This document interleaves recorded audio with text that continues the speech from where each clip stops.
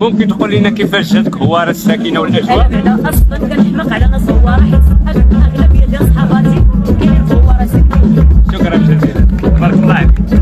انا جيت سعيده فرحانه بالحضور ديال المهرجان ديال ولاد تيما هو 44.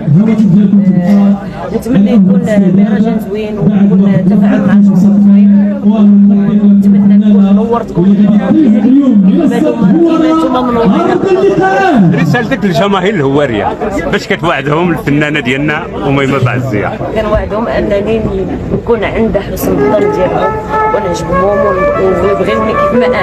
واش كاينه شي مفاجاه للجماهير الهواريه او هادشي هو ديجا درت واحد السينجل هواري درتو من عندكم، يلاه ربيتو دابا كنوجد واحد الجديد ديالي ان شاء الله غادي يكون ليله المولد النبوي.